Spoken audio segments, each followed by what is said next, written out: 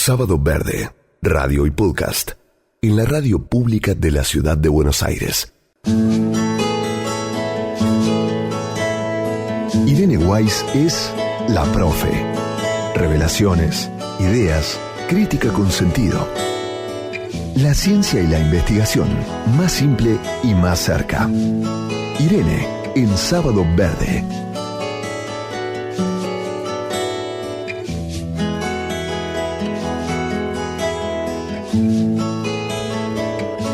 Bueno, qué bueno o qué bien viene que Irene nos acompañe para poder hablar de las conclusiones de esta nueva cumbre, la número 29 de cambio climático en Bakú, que parece siempre tan alejada, esa conversación, esas acciones o no acciones, una cumbre de esta naturaleza con la complejidad que también entraña.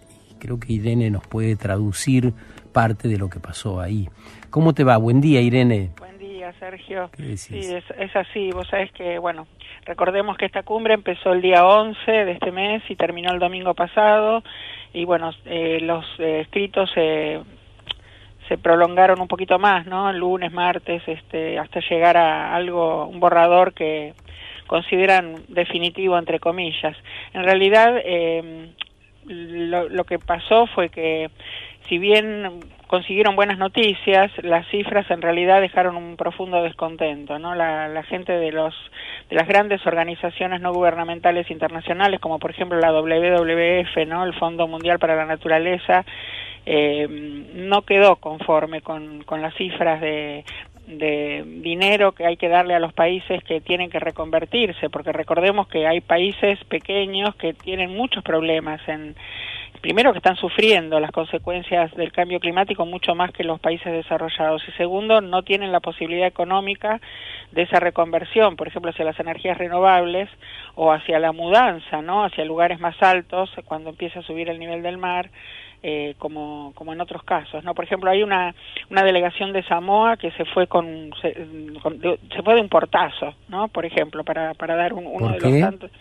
Sí, y porque consideraron que no se los escuchó. Ellos llevaron una propuesta que parecía bastante razonable y no se los escuchó directamente. A los países más pequeños parece como que no existieron esas minorías, ¿no?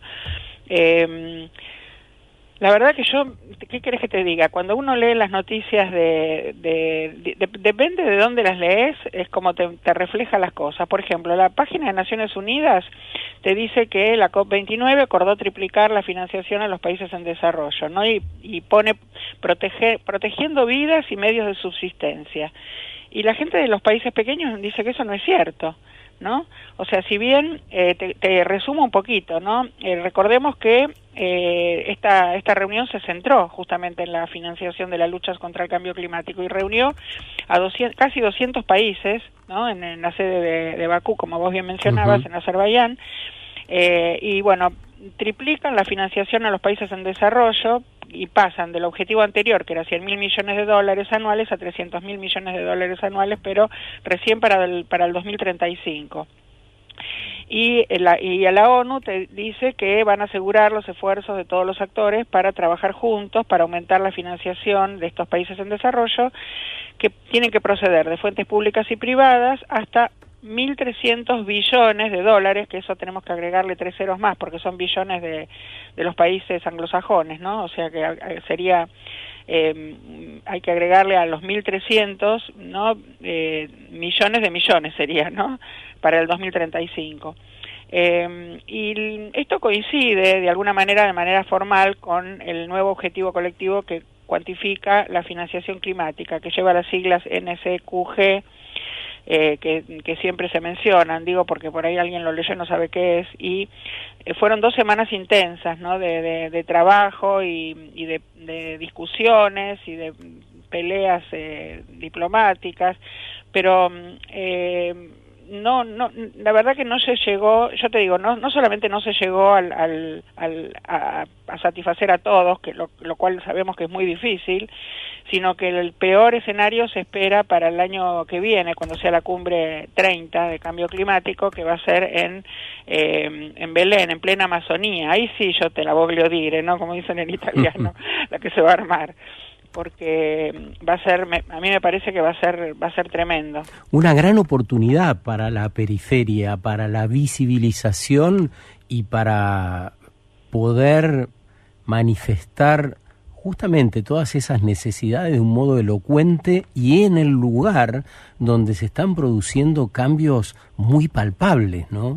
Sí, yo la verdad que tengo miedo, sinceramente te digo, que si no ponen si no refuerzan la vigilancia y estoy hablando de la próxima cumbre, ¿no? En Belén, en Amazonía. Sí. Ya había una expectativa importante cuando se empezó la edición de este año, pero los resultados fueron débiles, según algunos países como mismo Brasil.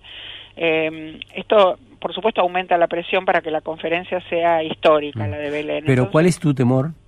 Y mi temor es que hay muchos grupos de pueblos originarios y de personas que la están pasando muy mal, sobre todo después del bolsonarismo, ¿no? O sea, tienen la esperanza que ahora con Lula las cosas se puedan revertir, pero hay que ver qué va a pasar con esos grupos de presión que tienen mucho dinero como para moverse de un lugar a otro.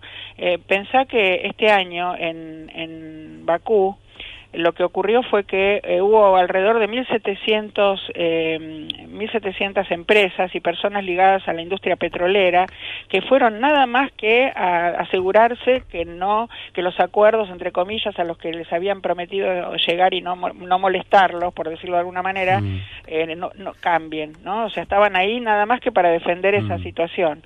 O sea, ellos fueron a un estado petrolero. Estos eran exactamente 1.773 grupos de presión de combustibles fósiles, ¿no? Y toda su preocupación se centraba simplemente en proteger las concesiones previas que tanto les había costado conseguir, ¿no? Según ellos. Entonces, frente a esta situación, ya te digo, si países como Samoa, que se fueron dando un portazo, sobre todo porque Guterres, que es Guterres es el secretario general de las Naciones Unidas, él dijo que no puede ser que las cosas no cambien en cuanto a las decisiones que se van postergando, porque este año fue brutal, fue un año, sabemos, abrazado por temperaturas récord, ¿no? En el invierno del en el verano del hemisferio norte, que fue en julio-agosto, y marcó realmente varios desastres climáticos, ¿no? Entonces él recordó el reciente caso del Dana de Valencia, que si bien es algo que se viene produciendo siempre, nunca fue de esa magnitud, ¿no? Con esa intensidad. Sabemos que el cambio climático produce mayor intensidad y más frecuencia de los eventos extremos. Entonces, Guterres es el que más... es implacable Guterres, sí.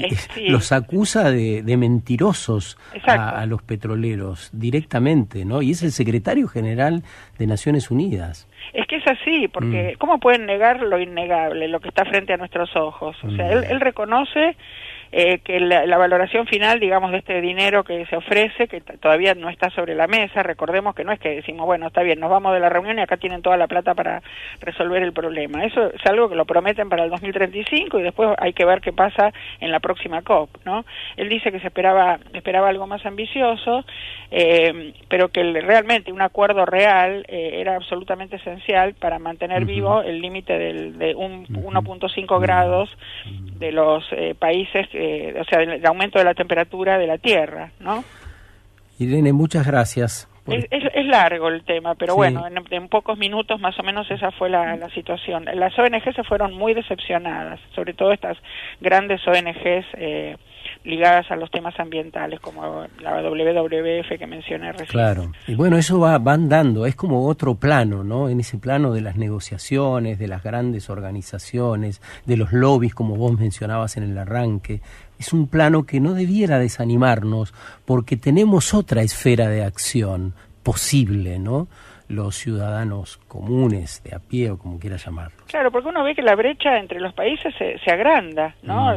Se va agrandando, y lo que quedó en la COP28 a esta COP es muy poquito lo que se avanza. Entonces a mí realmente me preocupa lo que puede pasar el año que viene en Belén. Por un lado, espero realmente una noticia que dé un volantazo a esta situación, pero por el otro lado también me parece que, como te decía, que hay que reforzar la seguridad, porque va a haber muchos grupos que van a hacer presión en contra de estos grupos petroleros, que indudablemente van a seguir yendo a defender su postura, ¿no? Así que, bueno. Gracias, Irene, buen fin de. Igualmente, buena semana y un beso grande para todos. Bueno, gracias. Y podés saber mucho más de nuestra querida profe Irene Weiss metiéndote en su Instagram. Mira, es @Weiss, porque es con W, Weiss Irene, y ahí, bueno, te despachás de toda la sabiduría de nuestra querida profe Irene. Sábado Verde, radio y podcast, en la radio pública de la ciudad de Buenos Aires.